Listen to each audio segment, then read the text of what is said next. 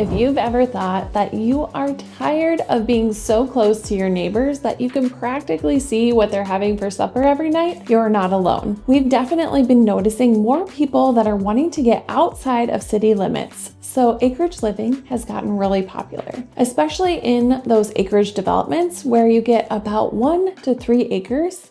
So you're out in the country, but you don't feel totally isolated. I'm Julie Roth, and I moved into an acreage community in 2021. So I have personal experience about what it feels like to be stuck in town where you can have a lot of activity going on and you're just tired of being on top of each other. So today I'm going to walk you through the real pros and cons of acreage living, and then I'm going to showcase a couple of listings that I think will show you what it's like to live in one of those acreage developments. So here's what people get wrong. They think moving to an acreage just means getting a bigger yard.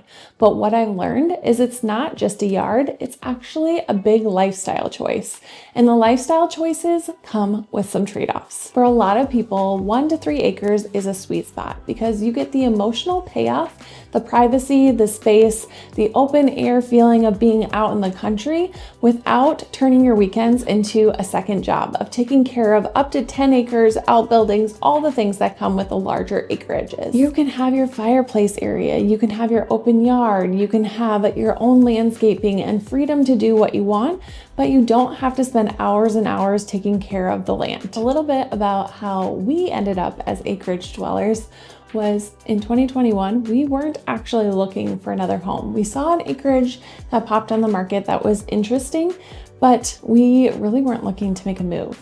We were out on a date night and we thought, well, let's just go check it out. We walked out to this property. It was very calm and peaceful. It's an acreage development where the homes are on 1 to 3 acres. And so when we walked up to the property, I did not have any intention of purchasing the home. We walked in and just imagine all of the 90s oak that was so popular, and the spaces were very cut up. I was not sold on the house, but walking out to the back deck, my husband fell in love. There was all this open space and he could imagine all of the things he would want to do with that space. And so the land actually sold us on the house. With acreage living, you're not just buying a home, you're buying what everyday life could feel like.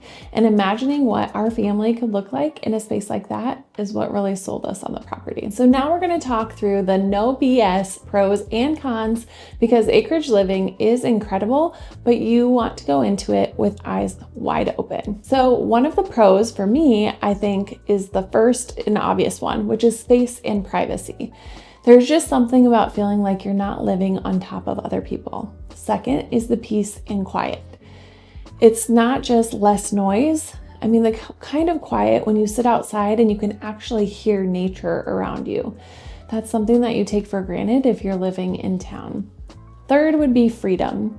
You have room for hobbies, for toys, for bonfires and get-togethers and things like that that you didn't have the space for before. You have the room to breathe. And for a lot of people, this is a big one. Your home can start to feel like more of a retreat and a getaway. And in acreage development specifically, you get something I really like. You still have community, but you still have your own space. So it's the best of both worlds, in my opinion. Now let's talk about the cons of acreage living. One of the obvious ones would be price point.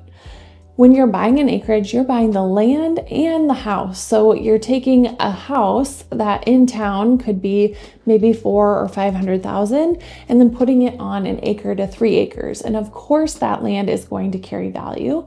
So you're definitely going to be paying a higher premium for those acreage development houses. Second is commute time. It would make sense to think that extra 10 minutes wouldn't make that big of a difference.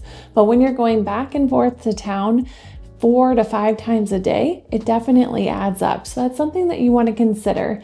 I know that one of the things that I missed the most was being able to just run into the grocery store and get what I needed for dinner that night. So just thinking through, how far is too far outside of town when it comes to commute. Number 3 is a septic system. Most acreages aren't on city sewer, and they might not be on city gas or electric either. So that's something to consider. A lot of buyers have never dealt with a septic system or maybe a propane tank. So you definitely want to make sure you do your homework on those things because that is different from living in town. What I've actually learned is that once you know the basics and you do the inspections, you understand how they work, it's definitely not that big of a deal. The 4th would be the lifestyle adjustments. If you're used to sidewalks, parks, and kids walking next door, acreage living is definitely going to feel different. Although we like our morning walks around the development that are quiet and peaceful, it's definitely a different pace than what you would be used to in town. You might have to be a little bit more intentional on play dates and get-togethers, and then creating more of a hangout space for you and your family because you'll really be outside of town. So if you're considering acreage living, here are my biggest pieces of advice. Number 1, you want to know the area. Make sure you understand what's going to be happening in the area and plan for it ahead of time. So if there's undeveloped spaces around you, make sure you do your homework and know what's going to be built in those areas. Number 2 is that you want to make sure that you check your school districts. Those school district boundaries are bound to change, but you want to make sure you understand what the future holds for that space and make sure that you're comfortable with that.